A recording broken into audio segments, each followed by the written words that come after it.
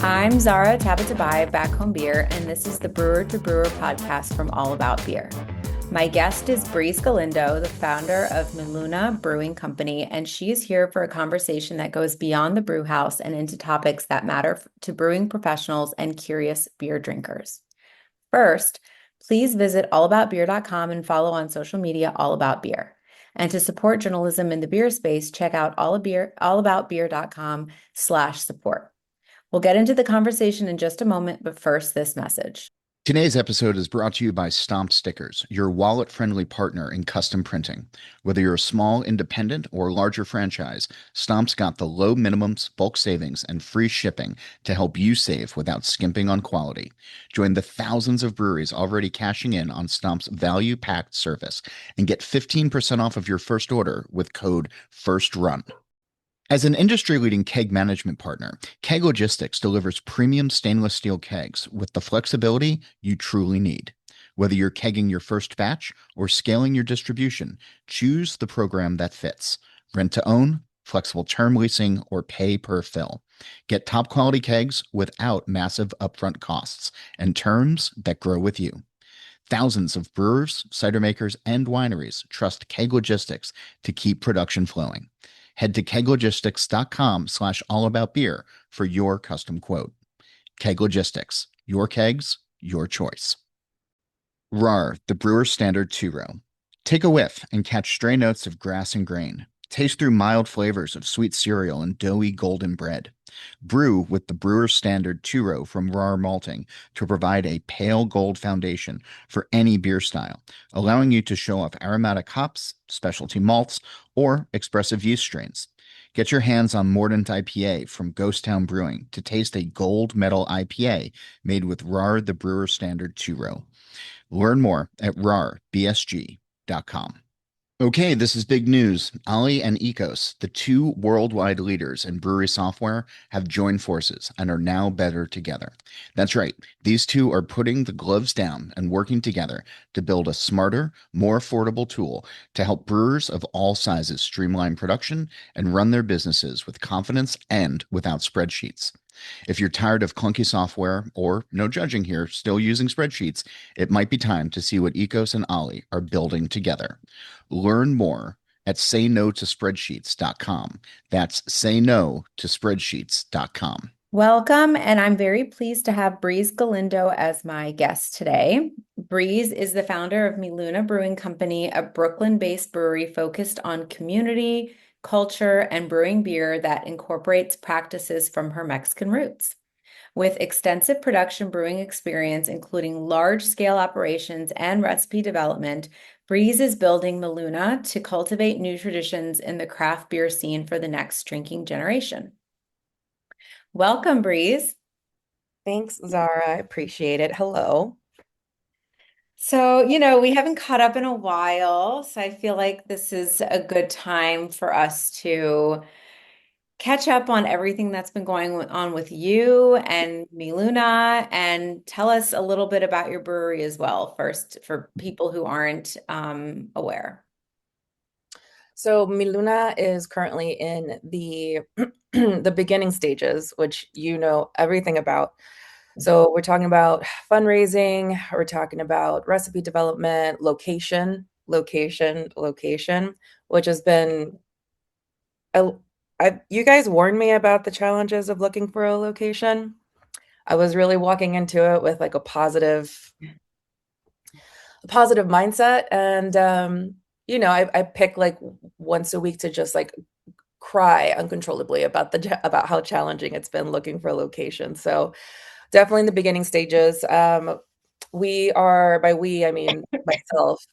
It's since I've launched Miluna, I was in 2023. So the first year was really important with brand recognition, just getting the brand out there, trying to get the mission out there and the values, the vision, so that people could understand the concept of Miluna.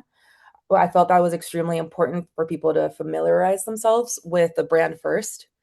And then the second year was making the product, brewing the beers so that people can get a better understanding of what type of beers I'll be brewing in the future, like what my goals are, or how I want to create something.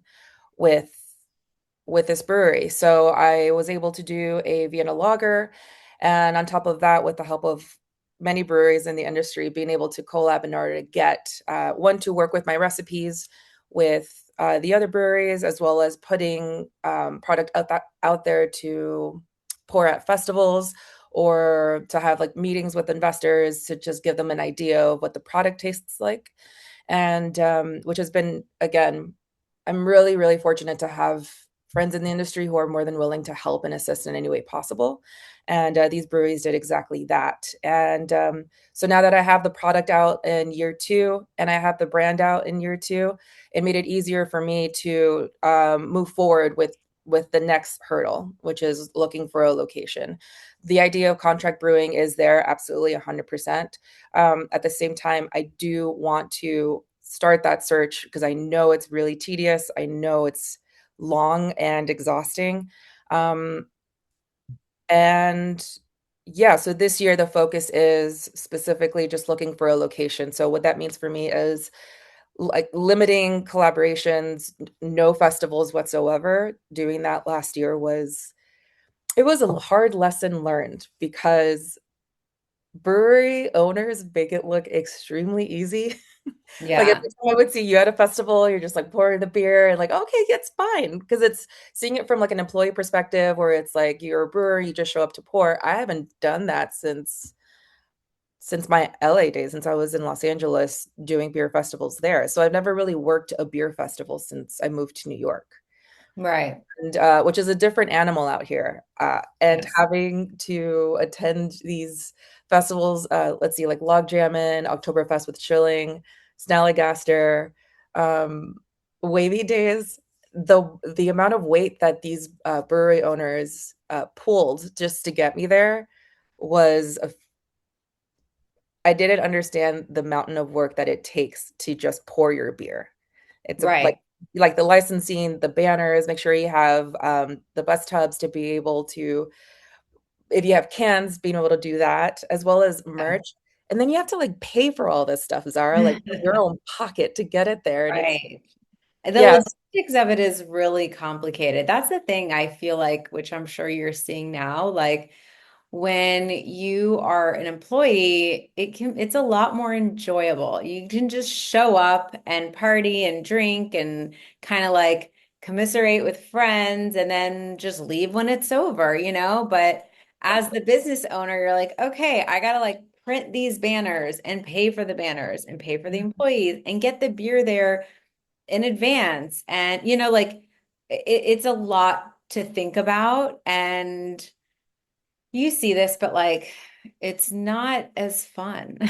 Like being on not this side, like there are obviously some amazing things about owning your own business, but like you often end up doing the things you don't want to be doing, right? Like you're doing accounting and you're the lawyer and you're, you know, you're playing so many different roles that you have no interest in playing. So I completely understand. yeah, I think at these festivals, now that I've experienced them from a different perspective and taken a step back and having to thoroughly process each festival and how it was laid out or what I can do better next time or so on and so forth. I think this is a conspiracy theory on my end. I I'm think into conspiracy theories. they're I'm the in, yeah. they're the best. I think the breweries who host the beer festivals, I think it's their intention to get us extremely inebriated the night before of the festival so that we can wake up the next morning struggling, crawling out of bed just to get to the festival an hour before. And then all of a sudden your jockey box isn't working. You need to figure it out. You have a hangover that you can't even get rid of for 4 days. And it's Yeah. like, wait a minute, if you know this is going to happen, instead of like a pre-party, why not like just put together like a meditation hour, Right. you know? Yeah, I And agree. it's like a water competition where like, let's see how long we can stay hydrated for. And Yeah. let's just all take a melatonin at 10 p.m. and we'll see Right. everybody in the morning. You know what I mean? Like, Yeah. are you picking up what I'm saying? Listen, that's why you don't see me at any of the beer events because I've already figured it out. Like I'm in bed by 8 o'clock and I do my meditation at home. So I get it though. I don't know how all these people do it. They're out the night before, they're out after. It's a lot. It's a lot of work. It's a lot. They, especially the like the ones who have been doing this for a while, Mhm. like we're talking about like Amanda from The Seed or Ken from Human Robot, seeing him at festivals. He is just the way he is peppy, he is happy, he is jolly. He's already walked his 3 miles. He's already been at the gym. Like Mhm. Amanda, she's a runner. She also likes to work out. Like she probably did some sort of heavy lifting before even like you know what I mean? Like they're so ready, even though the night before, like they're up just doing all of the things. It's Yeah. yeah, I feel like that's like varsity level. You know what I Right. mean? Of like brewery owners for festivals. That is 100% varsity level. I thought I was there. Turns out I'm very much what's it called? JV? Yeah. Yeah. Junior varsity. Yeah, I'm 100% JV, and it's okay to accept that, and there's nothing wrong with that. So with that, this year, no festivals whatsoever, and Okay. focusing on the location and also focusing on looking for like a partner. Hmm. Because like we've talked about this before, it's many times actually over lots of coffee.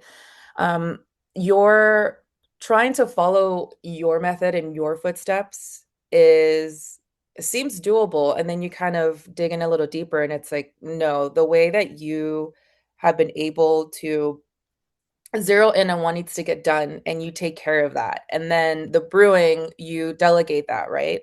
So Hmm. I'm like the opposite of that, Yeah. Right. right? Like and even if I tried to do both, which I currently am, it's completely draining. So the way your approach to how you started up Back Home Beer was a reflection of your level of organization and um, preparedness and just being a baddie. And Thank for me, you. that's like a challenge. Like, I can't do both. And Yeah, it's tough. yeah, I learned that the hard way last year. Like I can't do Right. both. I can't do the Yeah. collabs and travel and do the festivals and you know what I mean? And then still Yeah. trying to figure out everything else. So this year I have to pull back a lot and Hmm. kind of zero in because the majority of the beer that's been shared of Miluna for the people to try has been outside of New York. And that's not fair if I'm planning on opening Miluna in Brooklyn. You know what I mean? Right. Yeah. I mean, listen, we had a different trajectory also, right? Like you worked in beer, you knew how to brew on a big scale, and so you came into it with that knowledge. I was brewing at home. I'd never worked in beer, so I outsourced what I didn't know, but that of course also helped because it's not easy. I mean, it's really impossible to do everything. And Mhm. so I think it's important when you do start a business for anybody that you are aware of what you know and then you also are aware of what you don't know, right? And so you have to be able to be like, okay, I'm going to delegate this out. I'm going to outsource this. Otherwise it's it's going to be impossible, right? I mean, so I mean, Yeah, that's what you're I'm doing a feeling. great job. You're doing an amazing job, but it's not sustainable long term, right? Yeah. Yeah. Burnout hit me really hard at the end of 2025. It Yeah. it felt like I hit a wall. There was, Mm. especially like in the holiday season, like late November, December, like I oh man, I didn't want to talk to anybody. I didn't want to attend anything. I didn't want to meet up with friends. I just wanted to sleep and cook in my with my lonesome with like a bottle of wine and just you just kind of like check out. I just Yeah. wanted to mentally check out because I felt like I really couldn't function anymore towards the end. And another thing that I had to learn as well is being kind to myself Hmm. because I'm extremely hard on myself. Like, you should have done this, you should have done that. And in reality, no, I did what I could with the Right. tools that I have and Right. the networking capabilities that I have. So what that means is if I couldn't find a location or find a partner in 2025 or contract brew in 2025, I did what I wanted to do, which was produce the beer, put it out there for people to try, and as Mhm. well as continue ensuring that the brand is being put out there as well. And I did that on a very hardcore level in 2025. So for me, that's an accomplishment. I have to see that as an accomplishment. I Hmm. can't focus on what I didn't do. I have to focus on what I did accomplish all Right. by my lonesome. But I feel like at this point, again, other brewery owners and brewers have to take credit the with the upbringing of Miluna as well, which is the goal, right? That's culture, Right. community, beer for everyone. It's I don't want Miluna to be seen as a brewery that was built single-handedly by me. I don't want that at all. What I want it to be is a community-built brewery, and I think a great foundation to begin that is members of the industry helping me out, because if the constant conversations are the industry is helpful, the industry is there, like there's a lot of community in the industry, what's wrong with tapping into that? If in fact you do have close friends in the industry, I do have brewers who I've known for almost a decade now, right? Right. So it's Miluna has needs to represent community across the board, both industry and um, surrounding neighborhoods, right? Yeah, right, of course. Um, And so, that's definitely an important part of this for you is the community. It was the same thing for me too. yeah. So I know you're obviously in New York now, before you were in LA, and tell us a little bit about kind of your heritage, right? Like why the name Luna? Why kind of these beers inspired by the Mexican heritage? Like tell us about your family and your upbringing a little bit. Okay, this is cheesy, but I don't care. It Yeah. it is what it is. I feel like if anybody who follows me on Instagram completely understands that my love for my family is intense. Like I love my family so much, and I miss them being all the way in New York. And because of that, I'm extremely attached to my mom. We have a great relationship, and she's my mom. So when I was when I was a kid, uh, I my mom would send me to camp in the summer, so I'd be gone for like an entire week. And this was my first time being away from my mom uh, Right. ever, right? Wow. In the 7 years that I was alive, that Yeah. was the first time that I've been away from my mom. And the first 3 days, I cried the whole time. I cried. I would cry myself to sleep. I would wait, and I would because I'd not understanding the concept of how far my mom was away from me.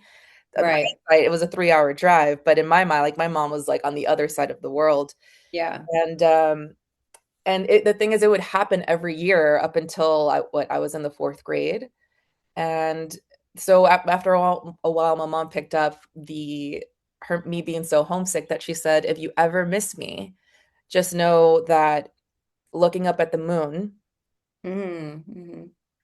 would would mean me." Like, what did she say? She's like, "If you ever miss me, just look up at the moon, because I'll be looking at it at the same time, and we'll both be connected that Oh, way."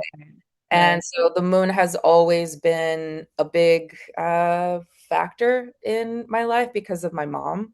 Right. And so even now, when I moved to New York, she'll send me a photo of the moon, and then Oh, she'll be like, I'm looking at it. Are you looking at it too?" And I have to pause whatever I'm yeah. doing, and Yeah. if I'm inside, I have to go outside and like take a photo and send it to my mom. So it's yeah, the moon and just Miluna as a whole is it's there's like a nurturing aspect to it that relates to the relationship and the nurturing that my mom always had for me growing up, even till today. And Right. and I feel like people who start their breweries and start their names, there's always a meaning behind it, right? Right. And for me, Mi Luna has a lot to do with my connection, yes, to my heritage, because it's Mi Luna, it's in Spanish, and the interpretation of love for my family and my mom. So I figured that would be the best way to name it. And I'm Mexican, Hmm. born in Los Angeles. My mom is from Zacatecas. I mean, I'm sorry, my mom is from Chihuahua, and my dad is from Zacatecas. And Okay. I have to be honest with you, I this is what going into my seventh year in New York. I did not expect to miss my culture as much as I do now. Right. You know what Right. I mean? And from that, I mean just like being able to walk out of my house back in Los Angeles and seeing other Latinos just right in front of me, right? And there's different parts of Brooklyn where of course you have that. It's like, oh, if you want to experience your Mexican culture, then go to Sunset Park. I was about to say Sunset Park, you get the feeling, right? A little Yeah. bit. But that's the thing. If you want the feeling, go there. But in Yeah. LA, I didn't have to go anywhere. I just had to step outside. Right. And Right. it happened very quickly within my first year of realizing or acknowledging that, yes, I miss my family, but I also miss my culture. Yeah. Music, whether it's like corridos in the morning, or parties in the backyard that go till God knows what time, Right. quinceañeras, the food even, because at that point in time, there was, I believe, and I'll say it with my chest, there was like that there was no good food. There was no good Mexican food in New York. Yes, there was Mexican food, but it wasn't to the expectations that I was hoping for that Hmm. would resemble. I've heard you say that. I've heard you talk about New York tacos versus LA tacos, how there's no competition, how you can't even, you shouldn't even be eating tacos in New York. I think that's what you said. I said what I said. And also the cutting of the burrito out here was diabolical for me because in LA, if it's cut in half, like it's not a burrito, it's a wrap, right? And Okay. and burritos were there are two places where burritos were started in Mexico, and one of them is Chihuahua. Okay. And the whole concept of the burrito is to be able to travel with it, right? Like Okay. horseback or like walking, whatever, or even Right. driving. Right. And that's what, and also burritos aren't like the size of your forearm. Burritos are small, like they're you can like handheld, and there's no Right. lettuce in them, there's no tomatoes. It's just simple like rice and beans or beans and cheese. It's Yeah. just something that can just Yeah. eat right away. So to come out to New York and see these massive logs and then being cut in half was as Yeah. I'm currently. So what you're trying to do is you want to build, so what I'm hearing is that you're not finding this space in New York. And so you're trying to build a space with like for community and with great beer and with like music and that really showcases how you see the Latino community and you Mhm. want a space for them in New York that you're not finding particularly at the moment. And you want to and you're going to have burritos that you do not cut in half. Damn right. So Absolutely. that's what you're trying to do. You're trying to kind of like the feeling that you get in LA, you want the same feeling in New York, right? And so Yeah. that's what you're trying to build here. Selfishly, it's one of the reasons why I wanted to start it was because I miss home so much that I want to create a little bit of home here. Hmm. And it it's having to walk a very fine line between the I'm not opening this brewery and only wanting Latinos to show up. That's not Of it. course. I'm trying to Yeah. exclude other backgrounds. For me, it's extremely important to celebrate my culture with the community, and I want Right. Latinos to feel that they have a place where they belong, where they feel like they fit in, where they walk into the tap room and they see things that remind them of their home, of Right. where they come from, or even if like we're transplants or we're born here in New Right. Of York. course. Yeah. I mean, that was the So whole premise too for back home, right? Like, that was really important for me because I do love the concept of, yeah, it's yeah, 100%, hence back home beer, yeah. right? And even how you would tell your stories and the interviews and conversations, you've made it extremely clear. You made it extremely clear the importance of you being able to put your culture on a platform, right? And having it be seen the way you've always known your culture to be. Right. And you literally put that on the table with incorporating your ingredients from back home, right? And even when you're talking about it, you're constantly saying the brewery name, which is so unique Right. and so well thought through. And so you have that connection within yourself, your internal understanding of what you want back home beer to be. And at the same time, you have the ability to be able to put that in the product and in the labels and how you tell the story of back home beer.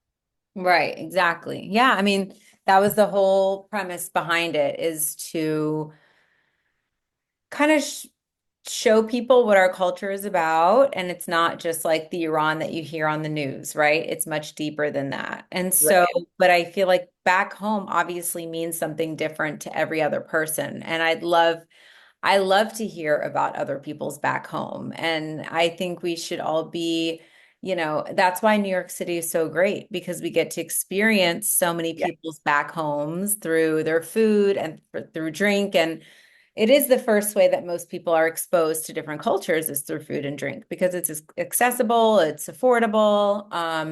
And so I think it's a really beautiful way to do that. And so I love being able to do that and show my Iranian heritage. And I love also learning about someone like you who is showing their Mexican heritage, right? So I think there's a place for everyone to do that. And I think they should. So it looks like we're at a good stopping point. We're going to take a short break for this message, and then we will come right back for more of the conversation with Breeze of Maluna Brewing Company. Have you spent countless hours juggling multiple spreadsheets, handwritten notes, and disconnected systems? In this business, time really is money. That's why Ali and Ecos have teamed up to bring you the most powerful craft beverage management platforms in the industry. Whether you're a craft brewery, distillery, cidery, winery, or even cannabis beverage operation, producers like you are saving up to 10 hours a week so they can focus on increasing sales. Stop wasting your time in endless cells and rows and start catching up. Learn how you can save time and money at saynotospreadsheets.com. That's saynotospreadsheets.com. As an industry-leading keg management partner, Keg Logistics delivers premium stainless steel kegs with the flexibility you truly need. Whether you're kegging your first batch or scaling your distribution, choose the program that fits. Rent to own, flexible term leasing, or pay per fill. Get top quality kegs without massive upfront costs and terms that grow with you. Thousands of brewers, cider makers, and wineries trust Keg Logistics to keep production flowing. Head to keglogistics.com/allaboutbeer for your custom quote. Keg Logistics, your kegs, your choice. Here's a money-saving tip from stompstickers.com. They're version discounts. Ordering different beer labels in the same size, shape, and material, just add everything to your cart and you'll automatically get a discount. Get 15% off of your first order with code FIRSTRUN. Rahr, the Brewer's Standard two-row. Take a whiff and catch stray notes of grass and grain. Taste through mild flavors of sweet cereal and doughy golden bread. Brew with the Brewer's Standard two-row from Rahr Malting to provide a pale gold foundation for any beer style, allowing you to show off aromatic hops, specialty malts, or expressive yeast strains. Get your hands on Mordant IPA from Ghost Town Brewing to taste a gold medal IPA made with Rahr the Brewer's Standard two-row. Learn more at rahrbsg.com. Okay, so welcome back. So Breeze, we left off talking about our love for our culture. And that does, it does make us different to the standard of this industry, right? We're women of color. So tell me a little bit about that and how your experience has been from your first positions. I don't know, you worked in breweries in LA before you came to New York, is that right? Okay. So like just a little bit about your experience there, your experience here, the good, the bad, the ugly, kind of all of it. Let's see. I started off in Los Angeles. My first experience working in a brewery was in 2015. Okay. And I went into it knowing that I wanted to be in the beer industry, experiencing tap rooms and brewing culture and everything. I just didn't know how to get myself in there since I have no background education in brewing and technical skills. Okay. So the best way to be able to tap into it would be to start from the bottom up, right? Hmm. Understand the concept of, which I think is extremely important. as well if you're going to get into the beer industry and you're coming from like accounting or you're coming from pottery or whatever, understanding the concept of what a the difference between a clean glass and a dirty glass, which is what I learned being a bar back, how to Right. communicate with people in terms of like, hey, you're new to craft beer, we're serving ales, let me go ahead and start you off with something that you would be more open to trying, right? And Right. you're understanding how to communicate with your customers and how to inform them and educate them without making it feel like it's like a school, right, or a class. Right. Right. And the cleanliness, even front of house, extremely important. So even that, I feel like it's the basics to becoming a brewer, I think. Yes. And mind you, like the pay wasn't great. I think it was like $10 an hour with tips, and it was a new brewery, so we were barely making any tips. Right. And finally being able to have access to go back of house to finally just be present as they're brewing the beer. Right. Right. And the head brewer at that point finally let me go behind the scenes, and he said to me the day before, if you can be here tomorrow morning at 5 a.m. for mash-in, then I'll consider you uh, like I'll consider giving you more access to experience, like to brewing back of house. So I showed up at 4:45 in the morning. Oh my gosh. Waiting for Wow. the yeah, and then we would finish brewing, like, around 2 p.m., and then Hmm. after that, I would stay to open the tap room and then close the tap room Oh wow. and then do it again. But at that point, I was younger, I was still in my 20s, I had energy to burn, and it was something that I had decided that I'm not gonna stop, I just have to keep going, and even though I Right. would get very little windows of access into brewing, I just knew that I was beyond hungry for it and I just wanted to keep going. Um, Right. yes, of course, there were challenges in the, like, yes, there were challenges trying to get into the beer industry. A lot of it was people looking at me and not really seeing a brewer. I feel Right. like with them, it was we like if I ask you to close your eyes and imagine, try to like envision a brewer in your head, it will automatically go to a white guy with a beard, right, wearing flannel. Right. And if I want you to picture a woman who's a brewer, I would have to say, now go ahead and picture a female brewer, right? Right. And so also because of I didn't have any tattoos or like I didn't have the like I guess like the uniform of a brewer that was Right. expected, and so that became more challenging because they didn't take me seriously. Hmm. And now that we're here, it's been really it's been really great having conversations with the same brewery owners or head brewers who wouldn't give me the opportunity, and Right.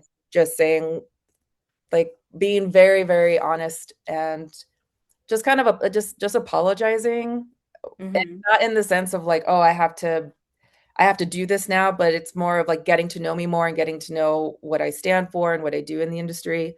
It's just more of like, hey, I just want to say I'm sorry for not giving you the chance to shadow Right. or to Right. assist or to volunteer.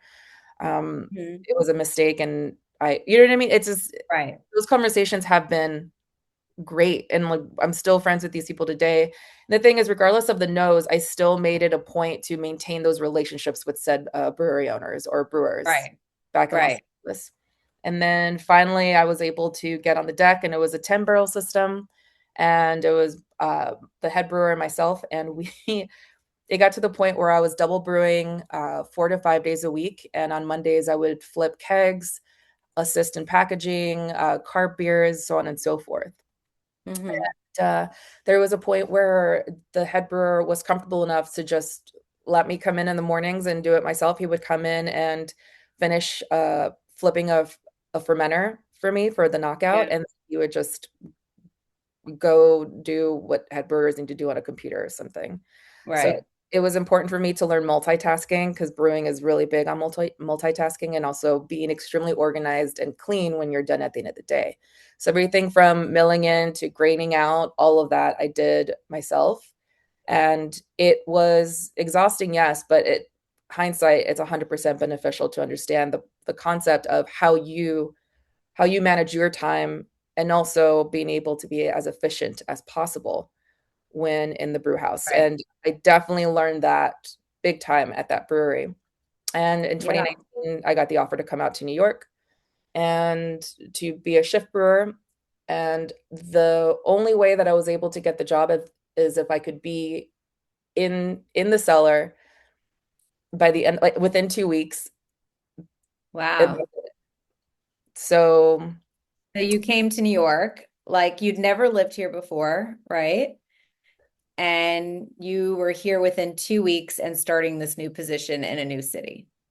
yeah, in the dead of summer, this was like at the end of July. My only interpretation of New York was from the rom-com movies that I would see and Sex and the City. Right. Like Right. this, Right. and I had for me like the East Coast beer industry was not even on my radar. Anything East Yeah. Coast, not at all on my radar. I was too focused on 75-degree weather year round. Yeah.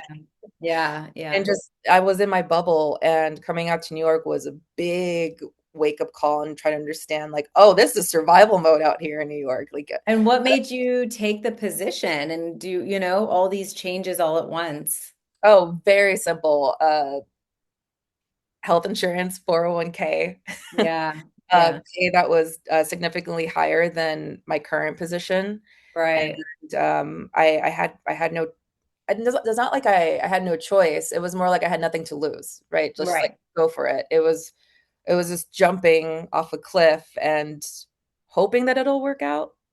Yeah. So this was 2019. Hmm. And so Yeah, you were there for how many years at this new position? 4.5 years or almost, yeah, 4.5 years, I believe. Wow. Okay. And that was terrifying to experience because I went from a 10-barrel system to a 30-barrel system. Mm-hmm. And instead of it just being me working in the brew house, I was now a team member of like seven. Wow. Okay. So then I had to learn how to communicate with Yeah. others, right? Like Yeah. shift Work with, change was, yeah, work with different personalities and like it's a whole new, yeah, that makes yeah. sense. And that was extremely challenging. But once I kind of got into the groove, because I had so much background experience in multitasking and being super efficient with my time, being Hmm. in the cellar became extremely easy where I was able to get it in such a routine that Yeah. I would come in, I would lock in, and then boom, out. And it was just consistently doing the same thing that I did in my last brewery in Los Angeles, but on a larger scale. Right. I've never had a job. I've never had a brewing job where I had 23 fermenters to work with. I only had Yeah. 5 fermenters at my last job. I mean, at the job in LA before moving to New York. So Right. it's like working with these giant tanks was so overwhelming. And Right. after a while, I was like, "Psh, I got this. Don't you Right. worry. I'll handle it, blah, blah, blah." So it was definitely extremely helpful to get that type of experience. Yes, I threw myself into it, but sometimes Mhm. that's what you kind of have to do to get Yeah. your bearings. You know what I mean? So, Yeah, for sure. I mean, I feel like you got here and you were this little like small fish, and now you're this big fish, and you've learned so, I mean, you were really immersed in the brewing community here. You went to a lot of events and you made your presence known. And I think that's really amazing, especially as a woman and a woman of color. You also you were involved and got involved with the Michael James Jackson Foundation as well, which I think is huge. Why don't you tell us a little bit about that too? yeah, the Michael James Jackson Foundation for Brewing and Distilling is a nonprofit organization that benefits people of color Hmm. in brewing and in distilling. So Yeah. it started in 2021, and I had the privilege of being on the board, and then after that, being the director of operations, and to see the functions of a nonprofit that benefits people like me in the industry, being the first organization to do that in our industry, really meant everything because the way that I would talk to these prospective awardees was yes, becoming a brewer or getting in the industry should be challenging, but it should never be harmful. Right. Harmful, emotionally harmful, mentally harmful. Yes, of course you can get stuck trying to figure out water chemistry or how to work with the new equipment that you have in place, right? Right. That's fine, and that's where it should stay, and that's Right. it. And some most not sometimes. There have been experiences that I've had that I would never want anybody else to experience trying to get Right. into the industry. And Right. to be part of a foundation that ensured exactly that by offering scholarships for educational courses, for technical skills. That was helpful, as like extremely helpful, but at the same time, Zara, what ended up being just as impactful was the networking opportunities that the foundation was able to offer to Right. because networking in this industry benefits like head brewers and brewery owners, right? Because they're the ones pouring, they're the ones at these conferences. And at this point, it keeps brewers, especially if it's a cost thing, it keeps shift brewers in the cellar without having to explore experience new Hmm. brewers from different states or even different countries. And Right. and I myself I think I came in a little bit naive in trying to create that type of networking platform along with the other board members. Like, okay, here you go. Like a Judy, here's Sean Lawson. Okay, go talk, you guys, and then notice Yeah. that no, there needs like a some sort of like nudge Right. Right. in as a I don't know, like us brewers, like brewers are just awkward, and that's why and we're not good with people, and that's why we work in the back, and that's where we want to stay. Right. Right.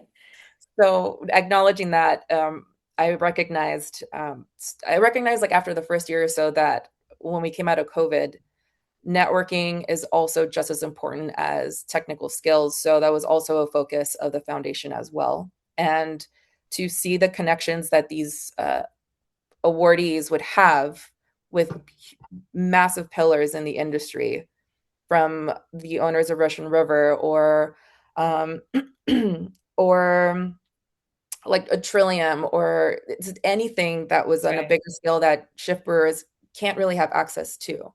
So to give these awardees that type of access by getting them to conferences, flying them out to festivals, flying them out to the hop experience that the MJF recently had Hmm. last September.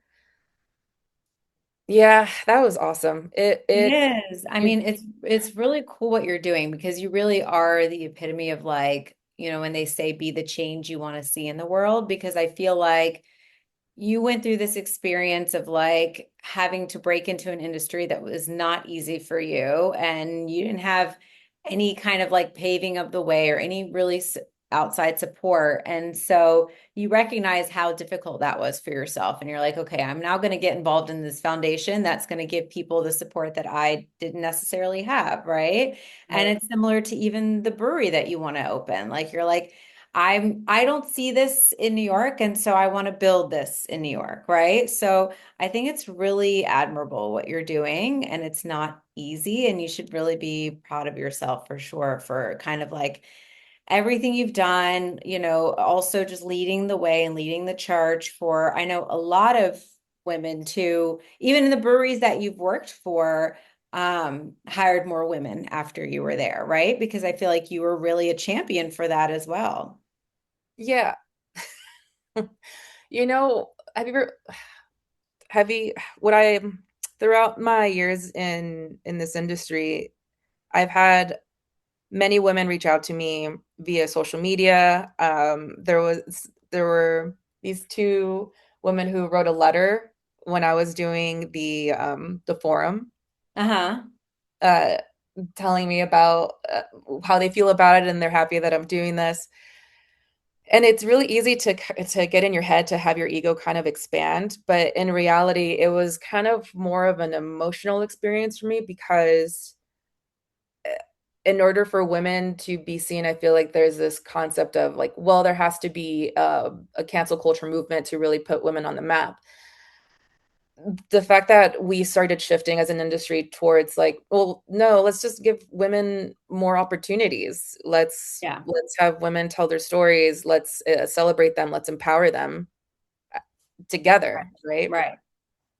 And to get the feedback from other women in the industry, brewers, or just working for a brewery as a whole was really important because it really defined the purpose of the forum, and it defined my purpose in the industry.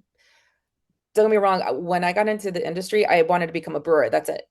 Like Right. when brewers want to become brewers, they just become brewers. Like they're brewers. Right. But in my case, because I felt like I had all the time in the world, I was a brewer and an advocate and board member and doing a forum and then doing a podcast and Yeah, you really things. were doing it all. Yeah, for sure. Yeah. And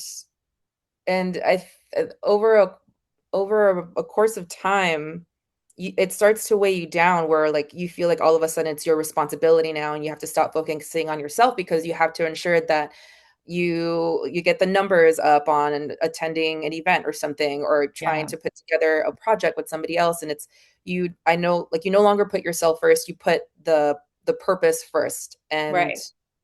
And because I've been so passionate in the visibility of women, specifically women of color in our industry, along the way, that's where like the burnout started happening, where it's like leaving my own goals behind for the sake Right. of the For goals this of like other up and coming brewers, right? right. Right.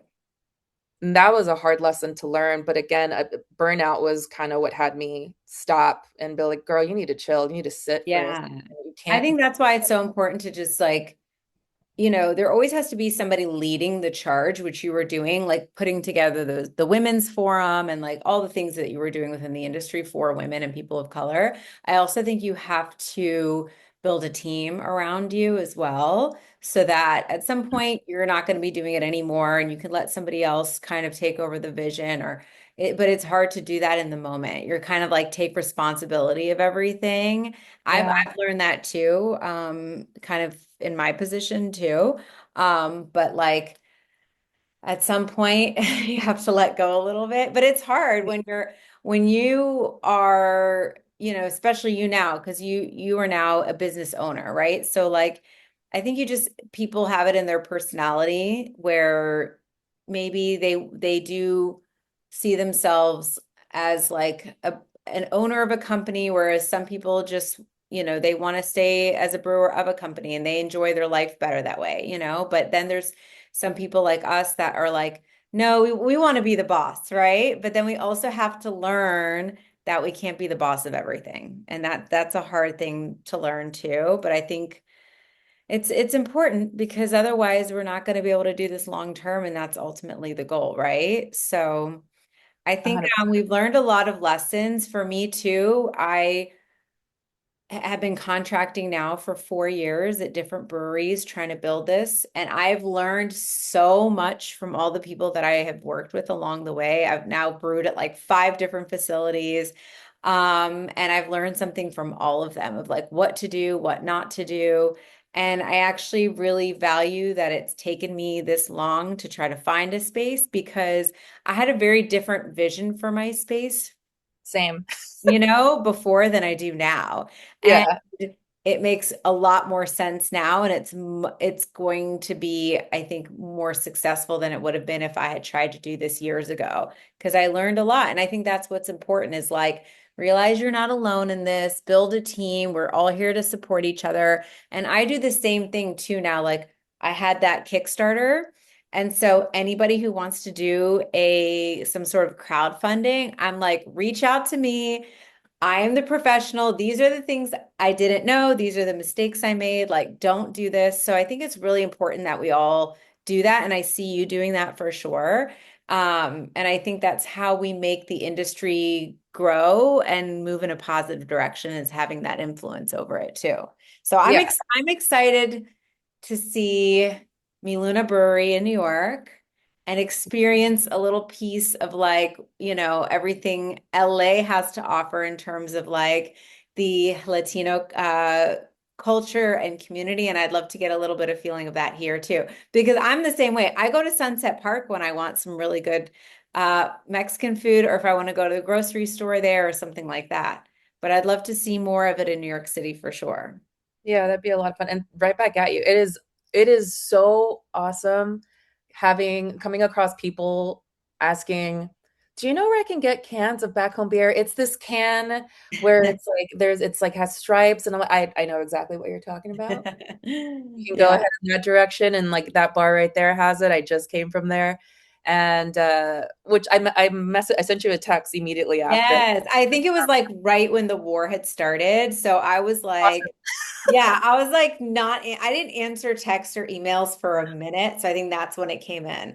But I did appreciate you like sending that message of like, oh, this person, was asking about the beer. He came from the West Coast. He was traveling. Like he was there as a Oh, tourist, wow. which Oh made my it God.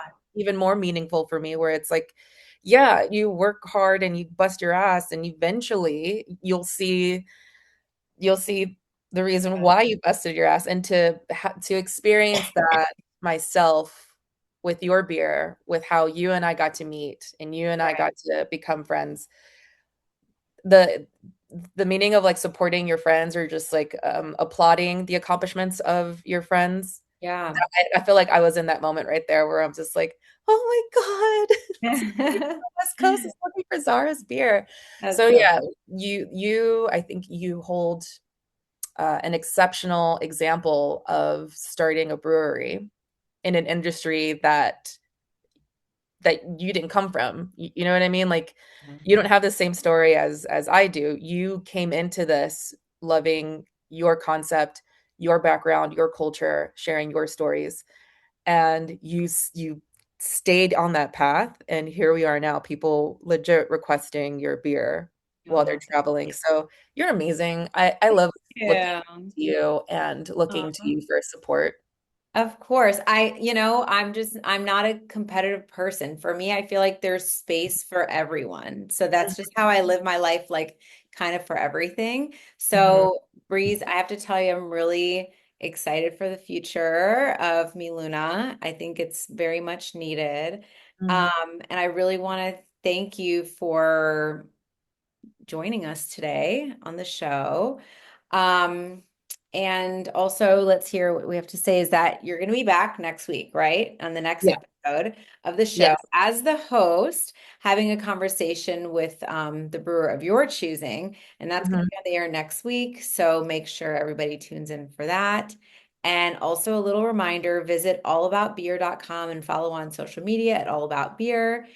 To support journalism in the beer space, check out allaboutbeer.com/support. I'm Zahra Tabatabai of Back Home Beer. Thank you for listening to the Brewer to Brewer podcast, and thank you, Breeze. Thank you, Zara. Rahr, the brewer's standard two-row. Take a whiff and catch stray notes of grass and grain. Taste through mild flavors of sweet cereal and doughy golden bread. Brew with the brewer's standard two-row from Rahr Malting to provide a pale gold foundation for any beer style, allowing you to show off aromatic hops, specialty malts, or expressive yeast strains. Get your hands on Mordant IPA from Ghost Town Brewing to taste a gold medal IPA made with Rahr the brewer's standard two-row. Learn more at rahrbsg.com. As an industry-leading keg management partner, Keg Logistics delivers premium stainless steel kegs with the flexibility you truly need.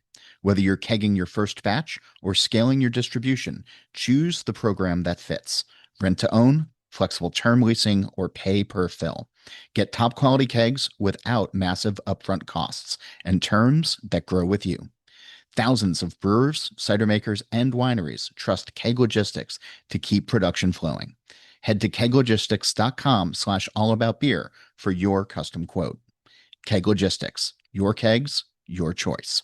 Stompstickers.com is brewed for budget-conscious brewers. From automatic version discounts to loyalty program that earns you points across all of their product lines, every order works harder for your bottom line.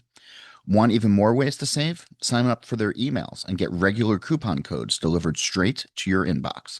Try stompstickers.com today and save 15% with code FIRSTRUN. Have you spent countless hours juggling multiple spreadsheets, handwritten notes, and disconnected systems? In this business, time really is money. That's why Ali and Ecos have teamed up to bring you the most powerful craft beverage management platforms in the industry. Whether you're a craft brewery, distillery, cidery, winery, or even cannabis beverage operation, producers like you are saving up to 10 hours a week so they can focus on increasing sales. Stop wasting your time in endless cells and rows and start catching up. Learn how you can save time and money at saynotospreadsheets.com. That's saynotospreadsheets.com.